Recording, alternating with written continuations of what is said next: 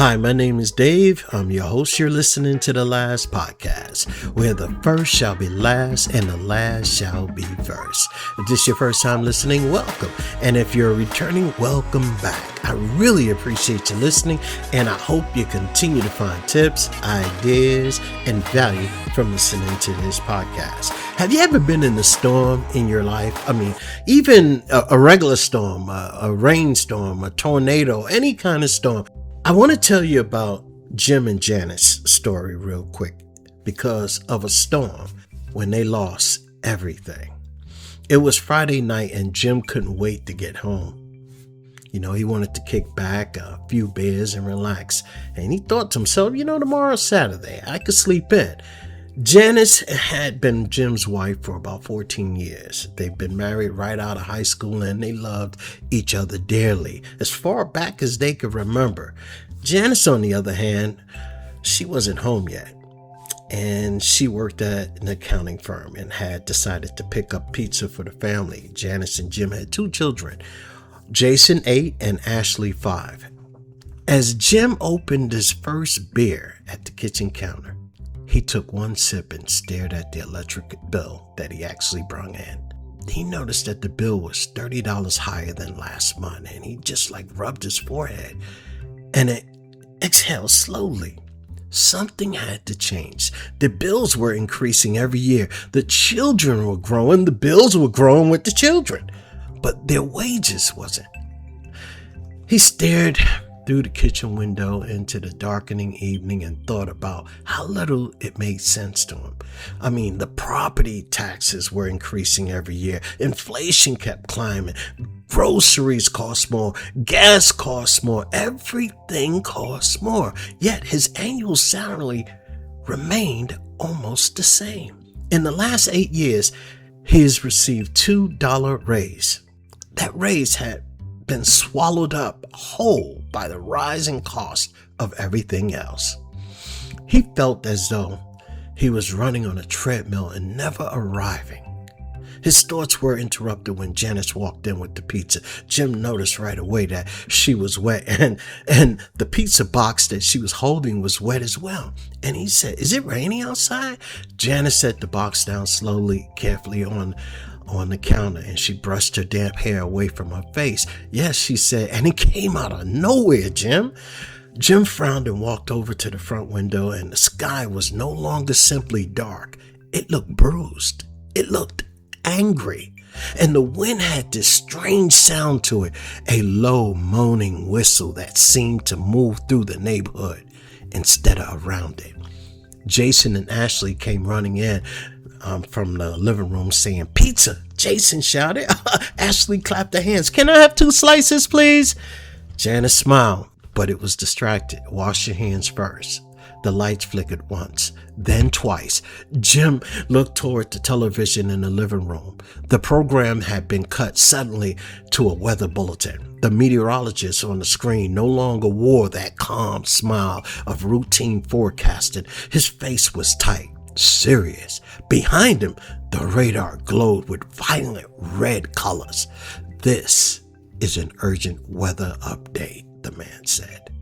What began as a severe storm cell has intensified at an unprecedented rate. We are now seeing conditions equivalent to a Category 4 event. I repeat, this storm has strengthened within minutes. Now, if you're in the affected areas, take cover immediately. Do not wait. This is life-threatening. Janice stared at the television. Category 4? Within minutes? That's impossible, Jim interrupted. But outside, the impossible had already arrived. The wind slammed against the house with such force that the windows trembled in their frames. Rain struck the glass sideways, hard and fast like handfuls of gravel. Somewhere down the street, something metallic tore loose and went skidding across the pavement. The power went out.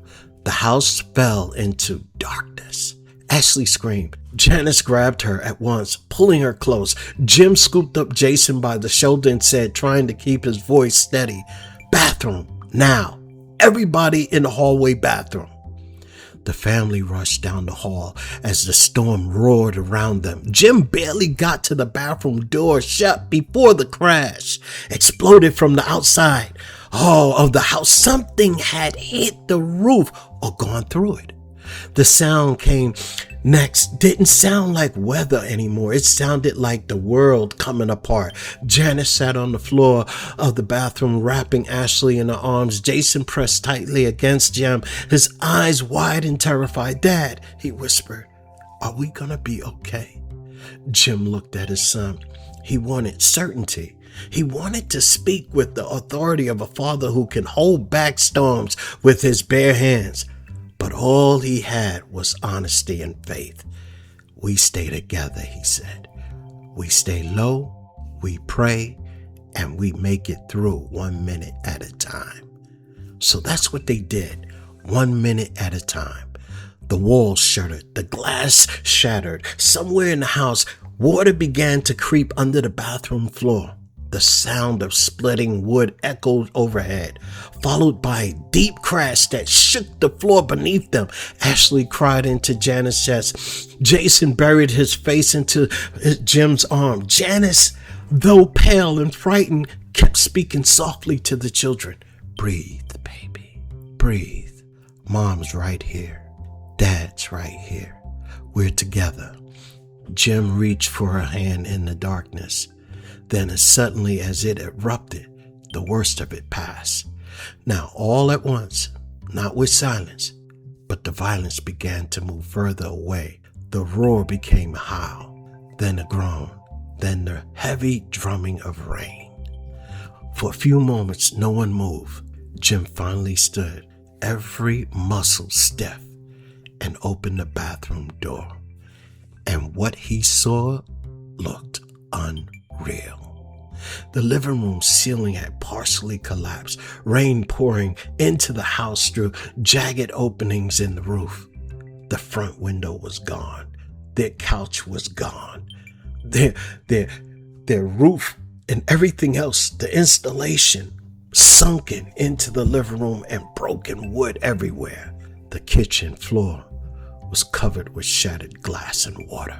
One wall had peeled away enough for him to see the yard outside, or what was left of the yard. Their fence totally gone.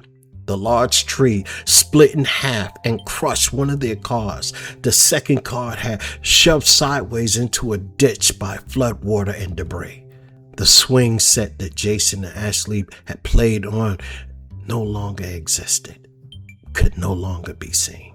Jim stepped onto the porch and felt his heart sink even further. It wasn't just their home. The whole neighborhood had been mauled. Roofs torn off, garages crushed, power lines down, sirens in the distance, neighbors staggering through the rain in shock, calling names into the dark. Janice came up beside him, still holding Ashley with Jason pressed against her leg. "Our house," she whispered. Jim nodded, unable to form words. Then came another realization, quiet and cruel. "The insurance," Janice said, her voice breaking. Jim closed his eyes. This had been the month they'd not been able to pay for it. They had pushed it off, telling themselves they would catch up in the following month. Just 1 month is all they needed. Just one delay, just one hard season they needed to survive. And now everything was gone in a matter of minutes. Their home, their cars, their furniture, the children's toys, their clothes, their keepsakes.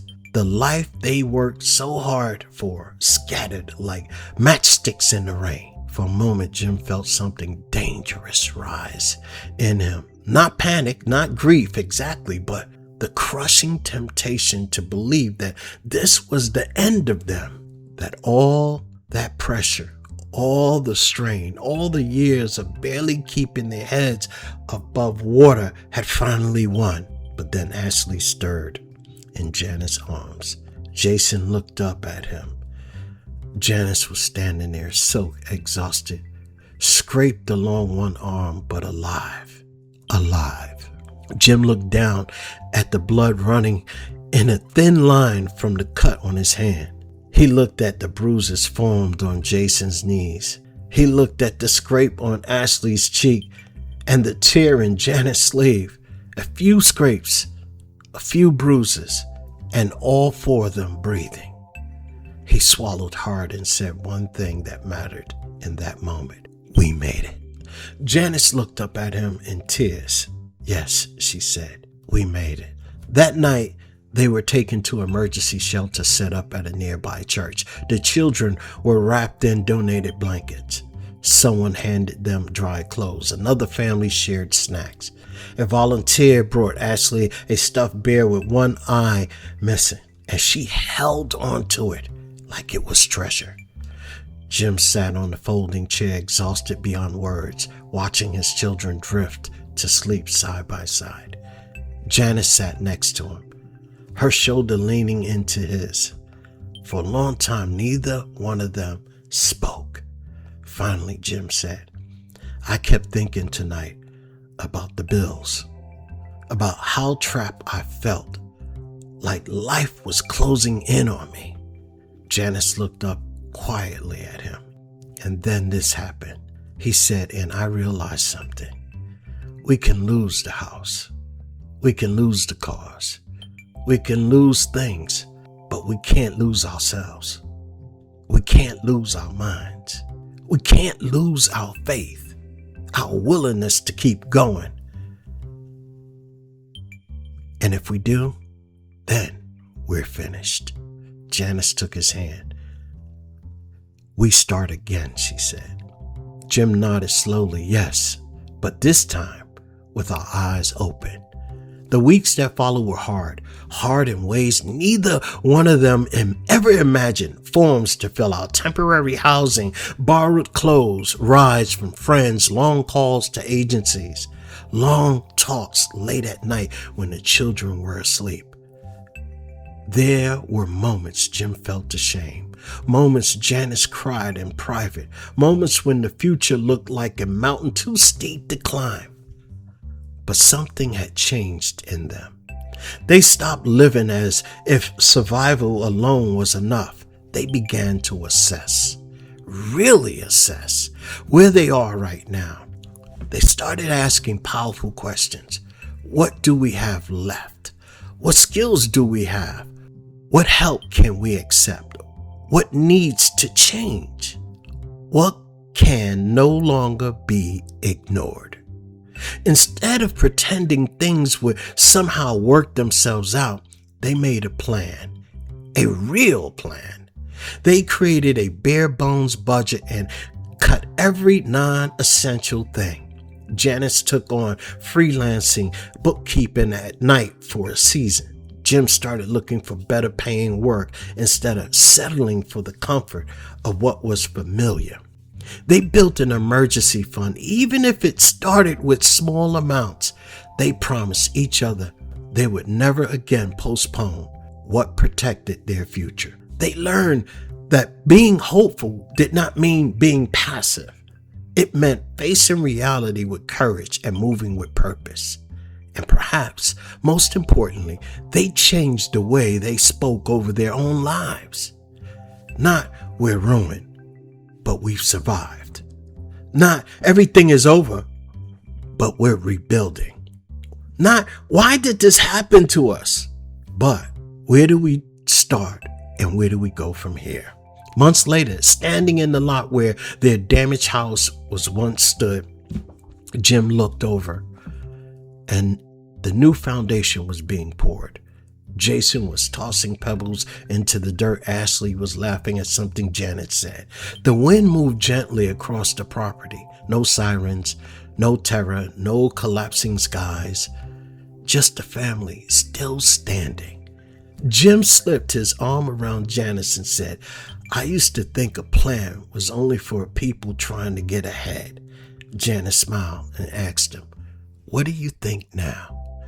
He looked over at the foundation and answered, a plan is for anyone who refuses to stay where life knocked them down. That is the lesson hardship teaches with brutal clarity. You must look honestly at where you are at that moment, not where you used to be, where you are at that moment, and assess the damage, assess your life. Count what remains, face the truth without surrendering to it, then create a plan to move from where you are to where you want to be. Because storms can take many things from you if you let it. But when your mind stays steady, when the heart refuses to quit, and when hope is paired with action, a person can rebuild far more than a house. They can rebuild a life. You know, the funny thing about storms is storms don't ask for permission before they arrive. They don't check your schedule. They don't check your savings. They don't even check whether you're strong enough, whether you feel ready.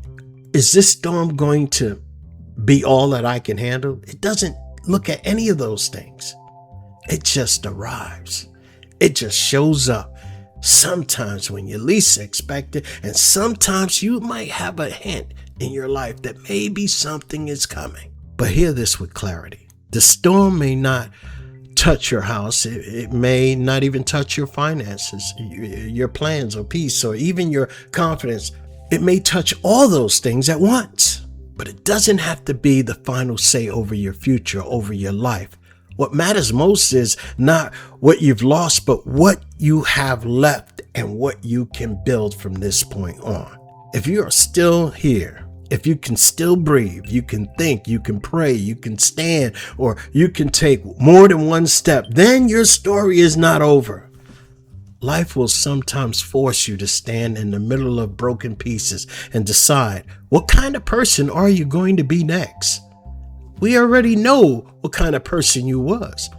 But sometimes the storms, in the midst of those storms, you're being changed. You're being transformed. So what are you going to let define you? You can surrender to despair, or you can gather what remains. Lift your head up and begin again, deeper, stronger, and greater resolve. Survival is not the end of a story. It is the beginning of you rebuilding. And rebuilding starts when you honestly look at where you are and assess what is true, accept what must change, and create a plan to move forward with courage. So if you're in that storm right now, if you're in the midst of a storm, don't confuse disruption with destruction. Don't mistake pain for the end. Some storms come to reveal what was fragile, what was overdue, what could no longer be ignored.